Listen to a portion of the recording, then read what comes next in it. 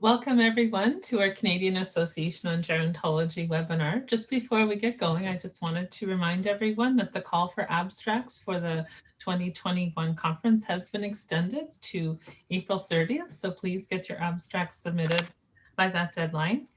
So our presenter today is Alison Phinney, and Alison is a professor and associate director of graduate programs in the School of Nursing at the University of British Columbia.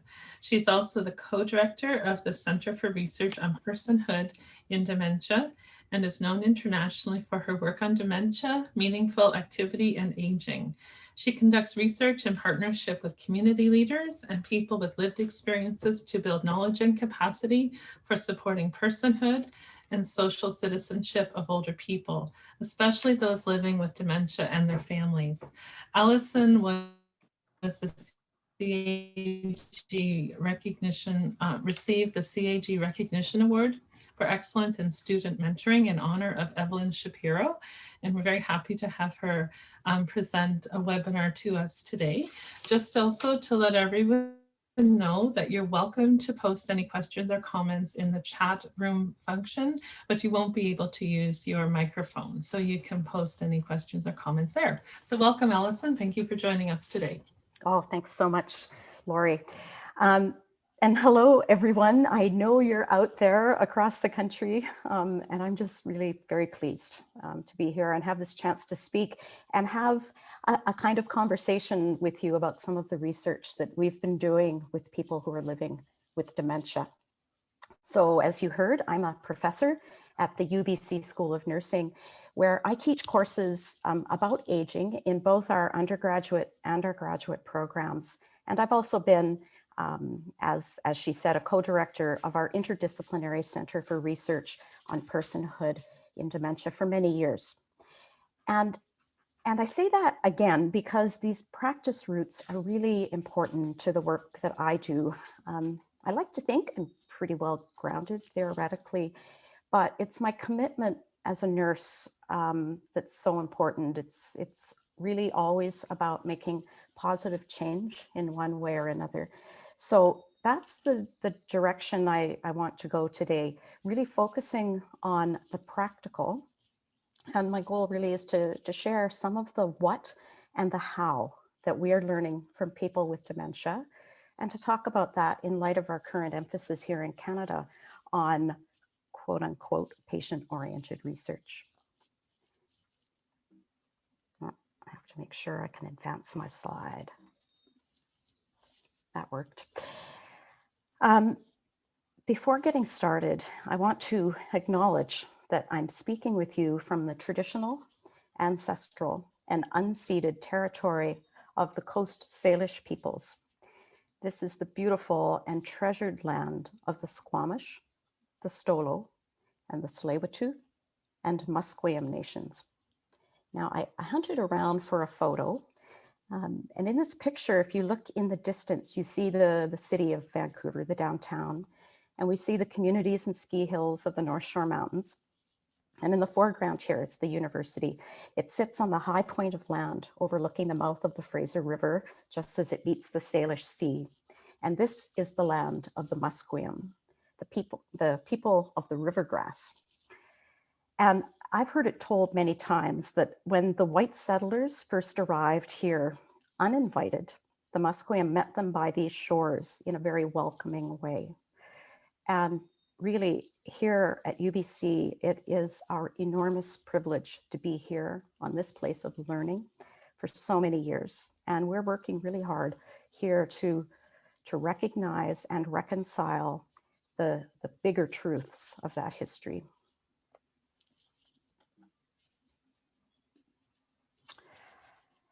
So having received the Evelyn Shapiro Award for Student Mentoring was really on my mind as I began preparing for this webinar. And my awareness that none of us gets anywhere on our own. There are people lighting our fires and showing us along the way, all along the way. So I found myself thinking about my family, and my grandmothers, especially. This one in this old Polaroid photo here, she was a small and mighty woman who lived to be 100 years old. I thought about my mother, who she was someone who developed dementia really seemingly out of the blue, diagnosed when she was only 61. And I remember that day she told us, well, she said, I can just take it one day at a time. And that is exactly what she did with her family by her side. And I thought especially about my work as a nurse. Back in the early days, there's a photo. I worked in a psychiatric unit in Montreal, but I always had an older person with dementia to care for. They were alternate level of care. And as nurses, we shared the load of caring for them while they were waiting nursing home placement. But how to do this? No one had taught me any of that as a student. It was not on the curriculum, so I really had to figure it out on the job. Now, the woman in this picture, her name was Pat, and she was someone that taught me a thing or two. She had very little language anymore, but she liked to walk. And what I remember is that she was endlessly patient with me as I tried to figure out what she needed and what she wanted. She taught me to watch and listen and to not be afraid to ask questions. Pat, I would say, would you like apple juice or orange juice? And I learned that she always had a preference. So I think it was really this experience at work that led me back to graduate school, where I wanted to know, what was it like to live with dementia? I thought maybe if I could answer this at least a little bit, it would help me and others be a better nurse. At the very least, we would have more to go on. So I recall explaining this interest as a young student, a new PhD student, to a senior faculty member. Now, she was a very illustrious scholar, and I was quite intimidated. But I told her this idea, and her response, she said, oh, that's an interesting problem, but it's impossible to do. Now, I've told this story before, and in reflecting on that, I realized that that's me being kind of cocky, because I did stick with it, and it turned out it was possible. But thinking a little further, I realized it's also a story of good mentorship, because to be truthful, all I really heard her say was, that's an interesting problem. And the rest of it didn't matter so much. The key was that she and so many others, and I hunted around and I found photos of some of them, they gave me tools and they stepped back and they let me try. And for that, I am eternally grateful. Now, at this time, it was really in the mid to late 90s. And at that time, dementia and Alzheimer's disease research was a field that was starting really to be turned on its head. There were new drug treatments on the horizon. And in fact, my first job when I first arrived in California was working as a clinical trial nurse on the Tacron trial. Now, Tacron, if my memory serves me correctly, was the drug that preceded Aricept. And I'm not sure it was ever approved in Canada. But whatever the case, there was a lot of activity in this area, and it meant that there was impetus for the first time really to diagnose people with dementia earlier in the trajectory, so they could be enrolled in these trials and could potentially benefit from some of these new treatments. Certainly for me, it was the first time that I was meeting people who were in the earlier stages of dementia. And they were different than Pat. They were living at home, they had family, and we could have a conversation. So that was happening. And at the same time, there were social psychologists, two in particular, who were starting to talk differently, think differently about dementia. Steve Sabat in the US, Tom Kitwood in the UK, starting to use language about personhood and really drawing our attention not to a disease, but to the person living with this diagnosis. So all of this was happening and really creating a space for me to learn from dementia in a new way. So the first research I did at that time was asking about symptoms. What was it like to be forgetful? or to be confused or disoriented. That was what I wanted to understand. So the research I did was very exploratory. I used phenomenology, which means I was interested in asking about lived experience. These were qualitative methods. So very kind of developed a way of doing very kind of informal, loosely structured conversational style interviews. I visited people in their homes. I hung out with them in their neighborhoods doing participant observation, but really they invited me into their lives. I took part in their daily activities. We went grocery shopping. I went to church with people. We did yard work. And ultimately, I took what they told me and what they showed me. I recorded our conversations. I took lots of notes about our activities, and I thought about it hard. I interpreted all of this as carefully as I could. I wrote it up and I shared it with others, and it became my story of their experience. So with that under my belt, I came back home to Canada, here to the University of British Columbia, where I started building a program of research that was based on that early work. I began by exploring further the question of meaningful activity.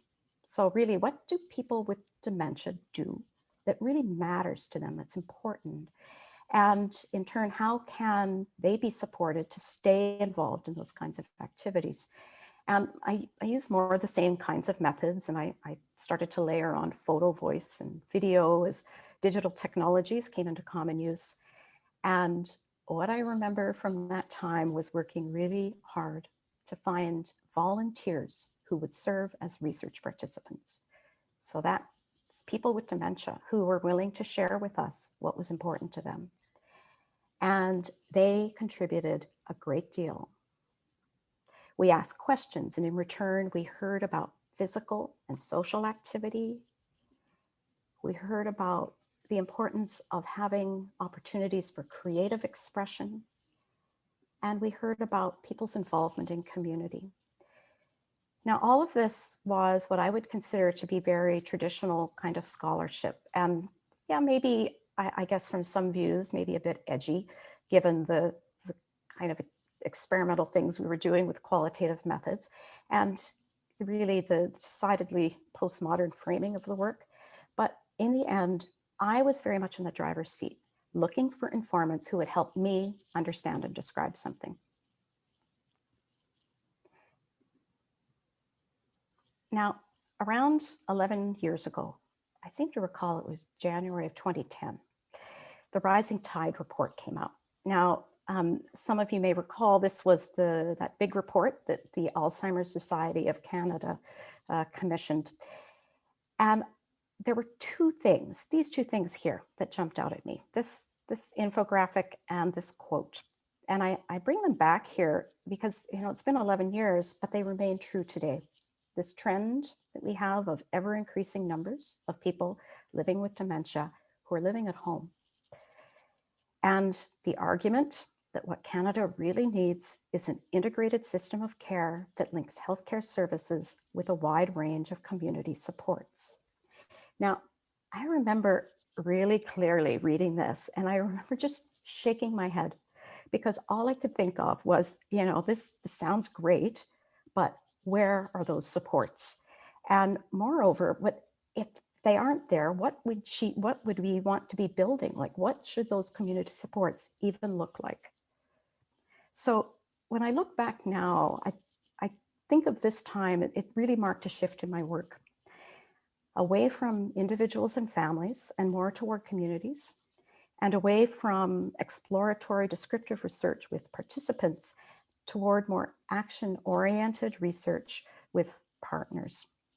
Now, of course, that shift wasn't a sudden thing. It's been a movement for me over time, and I would say my own learning is pretty slow. A few years back, I encountered an essay by social psychologist Kenneth Gergen, where he asked this provocative question: what if we replaced the persistent rush to establish what is the case and began to ask, what kind of world could we build? Now that question, really, it made a lot of sense to me as a nurse. And I guess I've come to realize that the more I do this kind of work, in a certain sense, the less control I take. It's not researcher driven as much as it's a shared responsibility with the communities I'm working with. And increasingly, I guess I'm understanding my role in this enterprise really as a collaborative one, where I'm engaged with the community from the beginning. And when I say community in this context, really what I'm meaning is those who are involved at the point of action. So it's service providers, it's family members, and most importantly, it's people with dementia themselves. We're making decisions together about the goals of the research, and we're making decisions together about what will work best to meet those goals. So as I'm kind of making this shift toward more community engaged and action-oriented research, of course, at the same time, the discourse that I'm embedded in has been changing as well. So as researchers in gerontology, we are increasingly being held accountable to engage with patients as partners in the research process. And depending on where you are, it goes by different names. So in the US has a patient-centered outcomes research institute. And in the UK, people talk about PPI, or patient and public involvement. Everyone's got an acronym. And of course, here in Canada, CHR's Strategy for Patient-Oriented Research, or SPORE. But whatever we call it, what this means is it's really referencing a commitment to go beyond considering patients merely as research participants. It means that we are designing our research and organizing our teams to ensure their meaningful and active collaboration in governance, in priority setting, active collaboration in conducting the research, and in translating the knowledge that we gain from this work. Now, there's always this kind of thread, this claim that it's going to make research better. And from what I understand, no one's done a really convincing job of showing what those improved outcomes might be. But I do know that it's an increasingly important moral and social imperative.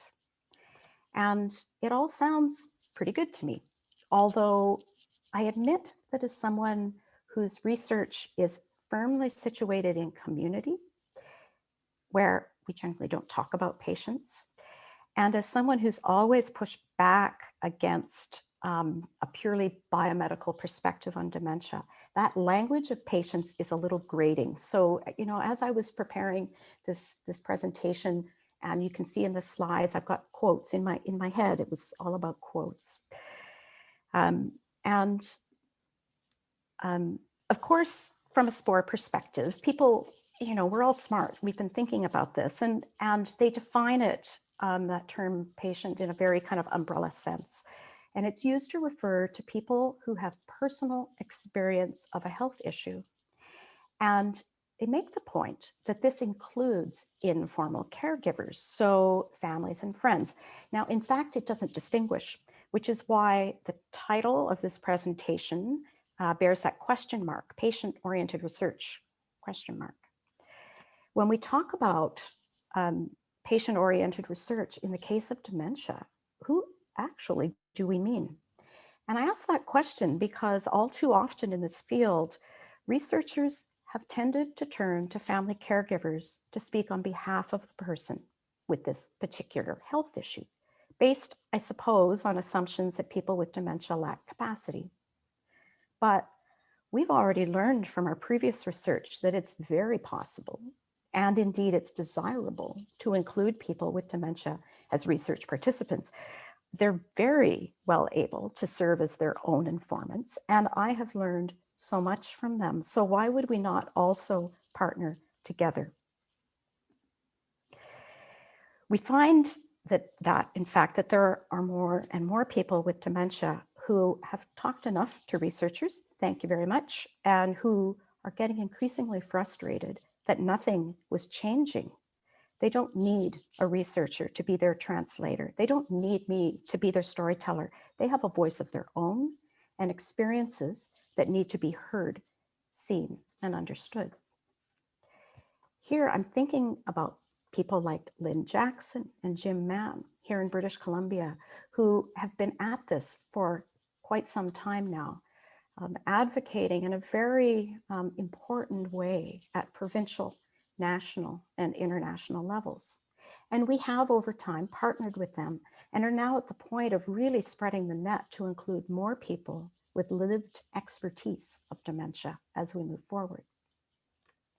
Now, in what follows, I'm going to share some of what we're learning in our current research that's underway. Now, it's very much, this is my apology moving forward. It's very much a voice from the field, or if you look at my picture that I think is taken here in Pacific Spirit Park, a voice from the forest. We're certainly right in the thick of it. So maybe some of what I say may be a bit muddled, or for that matter, it may be totally self-evident. But what I guess I hope to do today is really just provide a flavor of what it's like to be doing this work. I think as a large kind of research community with these two projects that I'll talk about, we have the sense that we are learning so much. And I hope to share some of that excitement today and to raise some questions for further discussion. We've got, as I said, two different projects on the go. And we find right now that they're intersecting in interesting ways. And where they're coming together right now is really around this question or this idea of patient partners. So I'm going to share some of what we're learning in both these contexts where we're grappling with the questions of who are they and how are they to be involved in this work. So first is the Flipping Stigma project. Now, our full formal title is Putting Social Citizenship into Practice, Reducing Stigma and Promoting Social Inclusion of People with Dementia. It's a 4-year project grant. It's been funded by CIHR, and we're using participatory action methods. First, to work with an action group of people with dementia with the goal of developing a more practical understanding of this kind of abstract concept of social citizenship, and then subsequently showing how community groups, community programs can apply that understanding to better support social inclusion and reduce the stigma of dementia. So that's the first project we'll talk about. Second is what we're calling the Building Capacity Project, the full title being Building Capacity for Meaningful Community Participation by People Living with Dementia. This too is a 4-year project. This one's funded by the Public Health Agency as part of the Dementia Community Investment. The purpose of this project is to adapt, implement, and evaluate an asset-based community development approach that's intended to grow what we call innovative initiatives. So arts, social, physical, and volunteer kinds of activities in the community, so people with dementia can be better supported to remain active and connected in their communities. Now, I'm going to, I'll begin by talking about the Flipping Stigma project, really because it's the one that's pushed us the furthest along in terms of what we're learning from dementia. The Building Capacity project I'll discuss later as it provides some interesting and potentially important counterpoints. So Flipping Stigma began with a conversation between two researchers, Deb O'Connor and I. So we're both at UBC. Deb is in social work, I'm in nursing, and we both had an idea for a project. They were quite different, but we didn't want to compete with each other. So I recall we had this epic meeting and we just kind of brainstormed and ultimately landed on the idea of working with an action/advisory group of people with dementia who would help us better understand this idea of social citizenship from their perspectives. And we would take direction from the group to create toolkits or frameworks of some kind that then community groups could use to help them do better in providing services and activities. There was a lot more detail in the proposal, but that was the upshot. We had created a really great research team. We included the Alzheimer's Society of BC. We had Jim Mann on board as an experienced dementia advocate. He was joining us as another knowledge user. But of course, we didn't get funded. And like many proposals, we had to take a couple kicks at the can to ultimately be successful. And here's where we get our first lesson. Leadership matters. So I will say that the proposal really only came together once we revisited the leadership structure and realized we actually had to be 3 principal investigators. Jim's contribution was too critical. And by not having him at that, in fact, that literal table, as we did the hard work of conceptualizing the project at the outset, we really were shooting ourselves in the foot. Once the 3 of us began to meet, to discuss and make decisions about the direction of the research and figure out really what questions we wanted to ask, that is when the work really began to make better sense. For me personally, listening to Jim was helpful. I don't know how else to say it. I think all too often researchers, I'll say myself, we end up in an echo chamber. And Jim was always really clear that he was not bringing, to use his words, an academic voice to this conversation. He was bringing new ideas. And I don't mean new ideas in the sense of, oh, I've never heard that before, or I never thought of that before, because, you know, I knew Jim pretty well, and I had a pretty good sense of where he was coming from. There was nothing he was saying that surprised me, but I guess what I mean is that being accountable to him as another PI, that was something different. That, for me, was the new idea. Knowing that no decisions were going to be made without him was, for me, a very powerful turning point. And I came to appreciate the work as a whole in quite a different way. Now, lesson 2 is being uncomfortable with uncertainty. One thing I'm learning from our work with partners with dementia is to have faith and to be uncomfortable with uncertainty. So, of course, research is always to some degree a leap into the unknown. And certainly this last year with COVID has just layered that on in spades. But I think it's especially so in this kind of work. And it's not just because we designed this as action research that will create itself somehow over time, but uncertainty because partnership is shared work. And it was hard for us to know what that was going to look like ahead of time. So I recall our first steps were pretty tentative, and you can see some of that in what I call the wordy vagueness of the recruitment flyer you see here. And when we started the project, we knew we needed to get this action/advisory group started, and we needed to find people. And to be honest, we weren't exactly sure what it was for. Now, I keep using this term of action/advisory because in those early days, we used both terms. We kind of went back and forth. There was a lot of slippage. And once the group was meeting on a more or less regular basis, we sometimes also found ourselves using the language of focus group sometimes because it had that kind of feel as well. We brought questions to the group and there was discussion and we took notes. It seemed quite familiar. It did take us a long time to come up with this recruitment flyer, something that we all agreed seemed to do a good enough job describing what we were aiming toward without being totally prescriptive. It was very much a joint effort. And ultimately, the group itself provided feedback that led to further changes. So I guess my point here is that it evolved over time. And we didn't begin with a set of expectations as to what this partnership or collaboration would look like. Everyone was uncertain. And so quite naturally, the group members at the start would look kind of expectantly to those of us who had called the meeting. And we were moving very kind of gingerly, not wanting to just take over.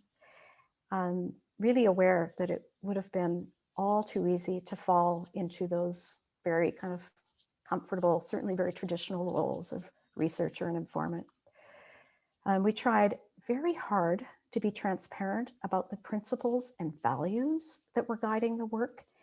And I think it simply took time for us to build trust in each other and trust in this process, which relates very closely to lesson 3, building a community.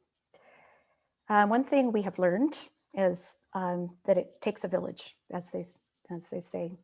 One partner is not enough. More is better.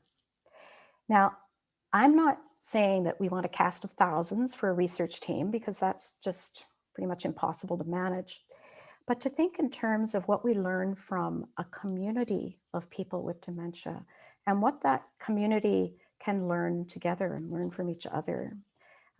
It is, and I guess here I'm borrowing, that idea from the other project. It really is about building a kind of shared capacity. The first action group meeting for the Flipping Stigma project was held back in June of 2019. The group met monthly for a couple hours at one of Vancouver's neighborhood houses, and I kind of have this fuzzy picture of it here, but I like the photo because it has this wonderful sign, "Everyone welcome."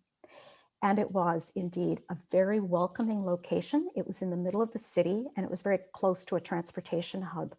We started small with 3. These were people we already knew. And we extended further invitations to people who were currently or had recently been involved as participants in some other research projects. And we visited Alzheimer's cafes, and we told people there about the work. And most recently, our partners at the Alzheimer's Association have also helped by sharing information about this project with some of their groups more widely around the province. And we quite quickly grew to, I think, about 7 people. And by the beginning of 2020, there were about 10 or so who regularly attended. And we've hovered pretty much in that ballpark, between 10 to 12 people since then. A couple people have left. COVID certainly made it more challenging for some. But at the same time, we also expanded back when a few more people have arrived. The question of who joins as a partner is an important one. We've always said that we wanted the group to be as diverse as possible, to include people with a range of life experiences. The other issue being that we were always very aware of the tendency of this kind of community engaged work to fall back on the shoulders of the cast of usual suspects, the volunteers who always show up. So diversity and workload were 2 issues that we have always been keeping really front of mind. And again, that's not a top-down conversation, but it's one that we have together. How often are we going to meet together as a group? And I'm thinking too about the group's excitement when someone new comes on board and brings different views and different ideas. So on the one hand, it really is all about keeping this door open, but not quite to everyone. And maybe, I wonder, this may not be a good way to explain this, but we were very clear from the start that this was to be an action group of people with dementia. We worked closely with their family members or their friends who are really important. They help people get to the community center. And in the last year, some have helped them get on Zoom. But really, with the exception of a few special occasions when family and friends would be invited to come along, like for a holiday celebration, for example, they have not been a part of the group. Now, next is lesson 4, listening and other good ways to communicate. I do think it's true that one key thing that has allowed us to move forward was having experienced and skilled communicators on board. just to start with, the three of us as PIs brought a wealth of experience. So we are experienced group facilitators, experience in advocacy, experience working with research participants with dementia at all stages. Now, when I stop to reflect on what I've learned most from dementia, what comes immediately to mind is listening, like really listening, and watching for people's expressions and gestures, and trying to be very aware of my own nonverbal communication and using that in a purposeful way. And listening. It's important enough, I put it on the list twice. I think we need to be reminded. So other things I have learned that often work really well to foster better communication. Simple questions, trying not to go on and on. Allowing time for people to gather thoughts and allowing time for people to express themselves. And not letting meetings drag on. Be aware that this is tiring work and it'll be time to stop. And when I look at this list, it reminds me that what works with dementia works well with everyone.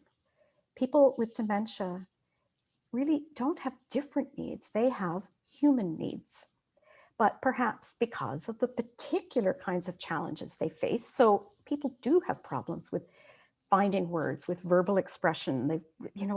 Their memories are not what they used to be. Because of those challenges, as a group, we can't get away with ignoring just basic principles of good communication like we do all too often. We simply ignore these rules and kind of charge ahead with the work. This forces us to stop and really do it the way we should always be doing it. Now, of course, it's not just about having these skills, having the right kind of skills. This kind of communication rests on a foundation of trust and respect.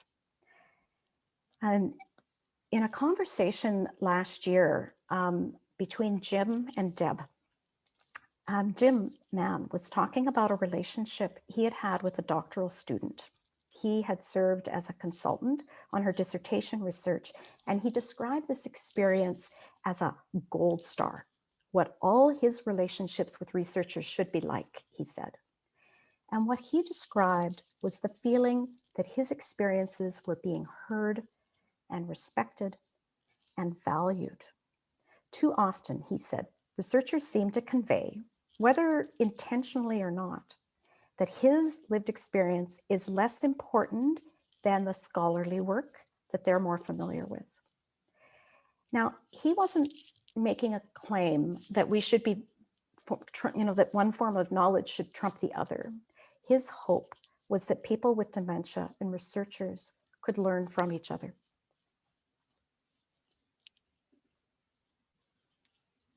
And finally, lesson 5, location matters.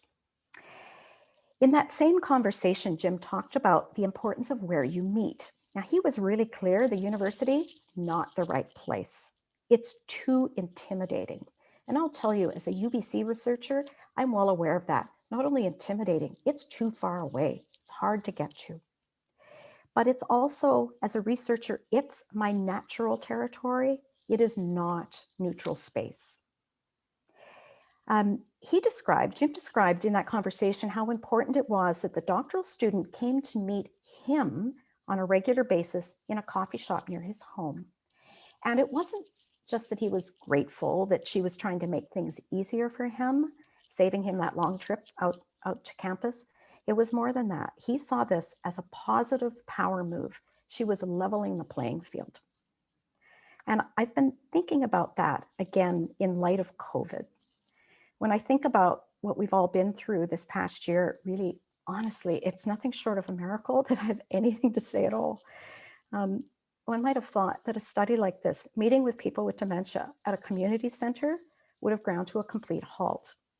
Now, of course, we did postpone a meeting or two while we kind of got our bearings and figured out next steps. But along with the rest of the world, we moved to Zoom. And there we are. we learned how to support each other behind the scenes with tablets and phone calls.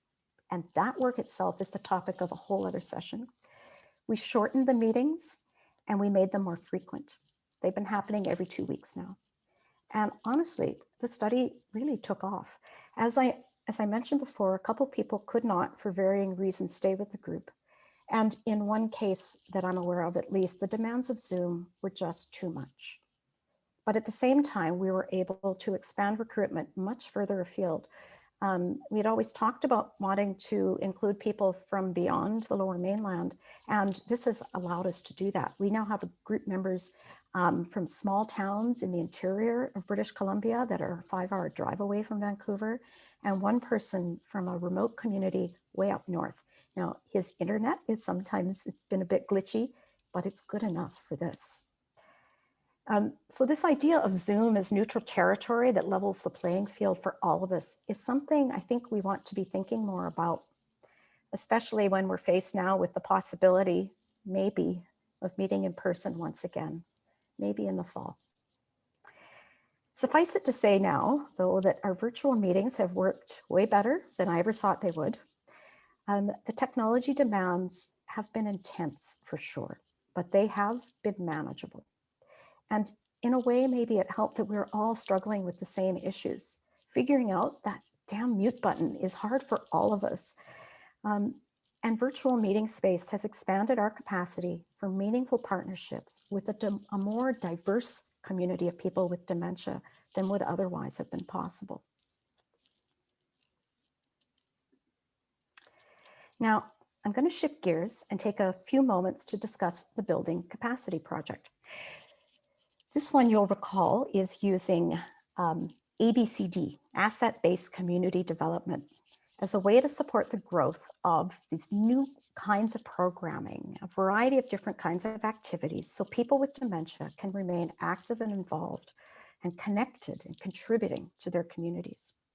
Now here too, we're using a patient-oriented approach. One of the key principles guiding the work from the very start has been that it is to be done with people with dementia, not for them. And which reminds us of that mantra from the disability movement, nothing about us without us. Now this project is happening in 2 sites. In Vancouver, we've got a research team from UBC that's partnering with a grassroots community group, the Westside Seniors Hub, who serve to connect, I believe it's as many as 18 community agencies that serve seniors in varying capacities across the west side of Vancouver. So sort of one part of the city, not the whole thing. In Thunder Bay, researchers from Lakehead University are partnering with a group of dementia advocates, the Northwest Dementia Working Group. Now, the 2 sites for this project are quite different. Apart from obvious geographic differences, they bring very different strengths to the work. So Vancouver offers this opportunity to work with a network of agencies who, to varying degrees, are really excited that they want to be doing more for people with dementia in the context of their own work in their local neighborhoods. And Thunder Bay offers the chance to hear directly from people with dementia about what changes they want to see in their community to make it more inclusive and less stigmatizing. And most importantly, with this project, we've got the opportunity to come together, and the 2 sites are learning a great deal from each other. So after several months of laying a foundation in the latter part of 2019, we launched the project with a big party in Vancouver in February 2020, the 3rd week. People from Thunder Bay came, and members of people from all those different partner agencies came out. People met each other, and it was really just an exhilarating few days. Everyone saw so much potential, and we're really excited to leap right in and get started. And 3 weeks later, of course, it all shut down. And since then, we've been, I would say, slowly rebuilding. We've conducted webinars online to connect the 2 sites virtually. We've held community conversations between the partners here in Vancouver sometimes inviting members from that working group in Thunder Bay to share their 2 cents. And most recently, we invited members of the Flipping Stigma Action Group to come to a large quarterly meeting of all those partner agencies in Vancouver. Now, this was just last month, but I do think this is going to turn out to be a really important turning point. The two UBC researchers, Deb O'Connor and myself, had been invited to talk about the project. We told the action group about it and asked kind of a little tentatively, might they want to come? I had my fingers crossed. I wasn't sure if they'd be up for it, but several people were really enthusiastic. And in the end, we had about 6 people with dementia show up to sit amongst, on Zoom, the program managers and the executive directors of all these community groups across the West Side. And it reminded me of that saw. This is something I learned from Jim recently. If you don't have a seat at the table, bring a folding chair. Now that's not exactly the lesson though, but maybe it could be now that I think about it. The last lesson is building confidence and creating excitement. And this last lesson, number 6, is coming from a different perspective. Here I'm thinking about what it takes to create space more broadly in the community for working partnerships with people with dementia. And people on both sides, I might say those with dementia who want to have this kind of influence and the community partners who want to work with them, I think we're all feeling nervous, uncertain, and quite tentative. And thinking about that, I realized one of the earlier lessons was being okay with being uncertain. So that's probably related in some way, but there's a different message here. And it really is about the proactive things we can do to build confidence and create excitement so those partnerships can happen. There is a role for training and education, and we have had people asking for that, and they will tell us that it's helpful. I think it's important to recognize that the action group's first concrete activity is creating a toolkit to support others with dementia who want their voice to be heard. So an educational tool to build people's confidence. The Alzheimer's Society of BC has also been really helpful for us, offering some of their dementia-friendly training modules to community groups and so on. And these are a good first step. Although I feel like for some people, it seems like a bit of a bottomless pit. They will only say they want more education. No, I'm still not feeling confident enough. I think we need more training. And I think I've come to realize that building confidence also comes from actually bringing people together. This really has to happen. So the importance of relationships and the face-to-face connections that we made through that launch party have really stood out over the past year of this project. I think we have asked if it would have been possible at all for us to move forward if we hadn't had that to really kind of light the fire. Whether it was making new friends from another community or whether it was meeting a really dynamic champion who made you think differently about dementia. The keynote address by Myrna Norman knocked everyone's socks off, showing people some of the amazing things that people with dementia are doing is a key way to create the kind of excitement that gets everyone past their nervousness. So, as promised, I have offered you a few half-baked insights from my own singular perspective, being in the middle of 2 big, messy projects. And I don't mean half-baked in like a denigrated way. I just mean I don't really have much benefit of hindsight yet. And when I was thinking through this presentation, I realized there's a lot more thinking to do. I realized too that I focused on the positive, the things that we've learned that work, and that was my intent. But I'm well aware that there are so many inevitable challenges in this work that we're not really close to resolving. So I certainly invite you to ask any questions you might have. And some of those challenging questions, like who gets to participate? Questions about the really the power relations in this work that can often be quite uncomfortable. Who gets to decide what?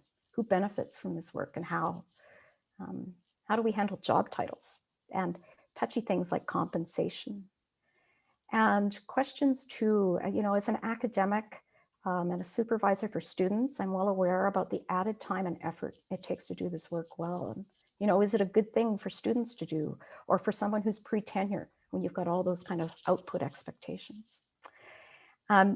Maybe it might not be smart to end with these kind of yes, but questions, but I'll throw them out there to see if it fosters anyone's thinking. And I will just say thank you very much. And I look forward to some conversation here, some questions and response.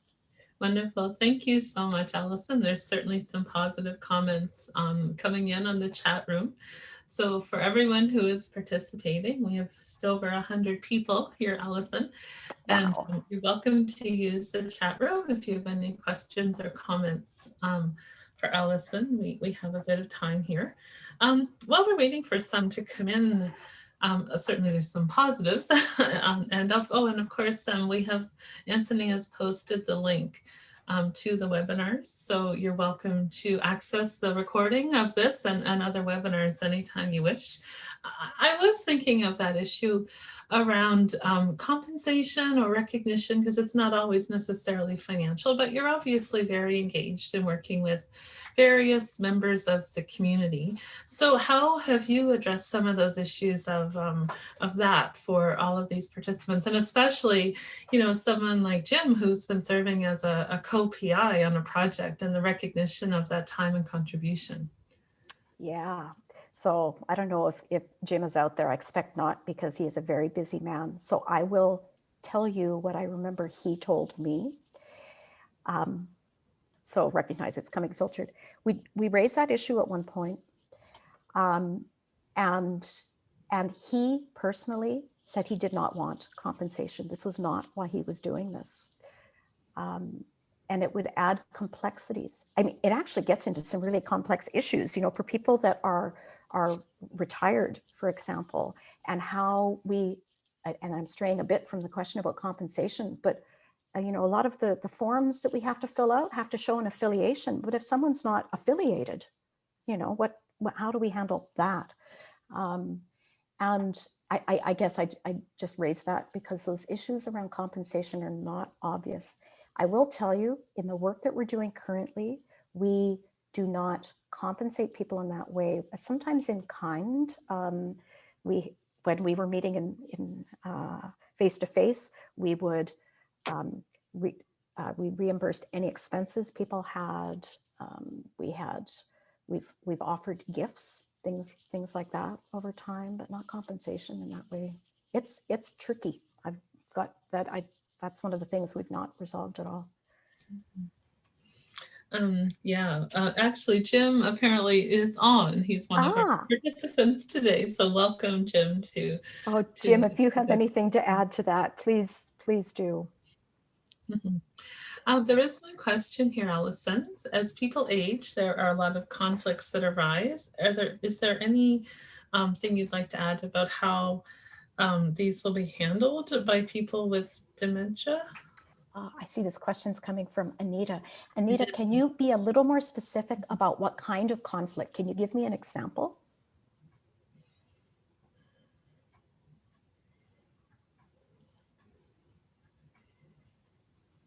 Because I'm just not sure. Oh, family issues. Yeah. So there's another whole session to talk about. I think, there's a lot I could say. Oh, yeah. Okay. I'm going to answer the question in the context of the research work that we're doing. And I will be, I'll just give you some examples of some of the challenges that we've said. Some of what's been difficult is when people's dementia is advancing in such a way that they really need more support to remain engaged in what is admittedly lots of benefits to having Zoom in our lives, but it's also more distracting. It can be harder for some people to manage. And it was putting more demands on families who have an awful lot going on and weren't able to support people in that way. And so, you know, in a way, our groups have become more diverse. Perhaps they've also become less diverse in that way because we're not able to provide the support. And it does have to do with the challenges of working well with families at a distance when we were very clear that we didn't want families at the quote unquote table. And I guess I'd say a little bit more about that. It was building on previous research experience that we had had as a team, being quite aware that when family members and people with dementia come together to talk about some of these issues, that some of those conflicts do come up and they shape the conversation. Sometimes family members might take over because it's uncomfortable watching your partner have trouble finding words, and they'll kind of say more. And what we really want to hear is from people with dementia. I think there's also challenges. People don't want to say things that would hurt someone else. And there is a real safety to having it be just people with lived experience. So by not having families there, in some cases that did become difficult. It was hard for us to get good communication because very often we're communicating through a family member, but then saying, yeah, but we just want, you know, your mother to come. You're not there. Those are the kind of conflicts for sure that we've addressed. And I suspect, Anita, hasn't quite addressed your question, but it raises a big important issue for sure. There's been several other comments here. We just have a couple minutes left, but I'm interested in this one about issues around ethics review boards and issues around consent, and thinking about, did you have to do anything to determine capacity of your participants in terms of your research? No, we did not. We need to address it. But simply to say that, you know, we're aware of it and we deal with it in ways that are safe and supportive. We've been working with our ethics review board for a long time at UBC. I think there's something to be said for helping build the capacity of ethics review boards. We've done some work, and again, not to put Jim on the spot, and he doesn't need to say anything, but we invited him to come talk about some of those issues, and people from the ethics review board came. So I think over time we've helped educate each other. I guess maybe this is more about building capacity, and it's made it easier to do this work because I know it's not always the case. There's another interesting question here about innovative and practical ideas around flipping stigma that have come out of your work. Oh, I'd say stay tuned because there's going to be this fantastic online toolkit. I just saw some of the preliminary work earlier, and so I don't know that I've got any concrete things I can give you, except that there's going to be this toolkit, and you'll be able to look online and click on a button that will give sort of concrete tools. So one that comes to mind, and a lot of this is about building confidence for people with dementia who go to a doctor with a friend, and the doctor only ever talks to the friend, and then having the confidence to say, okay, friend, you're not coming next time. And having the confidence to look at the doctor and say, you need to talk to me and slow down, please. I'm going to have questions. That takes a lot of strength to do that. But it's those kind of tips, as it were, to really push back, to have the confidence to confront, to name stigma, to name bad practice. You know, like that's bad practice to have someone sitting in your office and to not talk to them, and having the confidence to push back against that. One final thing I'd like to ask from the questions that were posted are, do you have any suggestions or recommendations around for funding bodies in terms of affiliations of different team members? And sometimes there's requirements for people who are the PI, for example. Did you run into anything like that? Did you have any suggestions? Yes, and that is such a, really, that would be really good work to do. And things like CIHR are doing better. Public Health Agency of Canada not. It's a very different application process, but their structures were such that it was very hard, would have been very hard to include someone with dementia as a lead. It was a bit easier with CHR. It was a few years ago that we did this, but even the language. So Jim is technically the lead knowledge user. He's not a PI, because to be a PI, you need to have an affiliation, you need to have a full CV. It's impossible, it's ridiculous, it's not possible. The chief knowledge, the head knowledge user was easier to do, still problematic. And the different language, I think, continues to be problematic. He's not just a knowledge user. So I think there are ways, and I see CIHR with its focus on patient-oriented research is starting to take steps. One of the issues, though, I would say, is affiliation. And this is not just people with dementia. This is a lot of people in community, certainly older people who are retired, who don't have a formal institutional affiliation. Those kinds of things are challenging.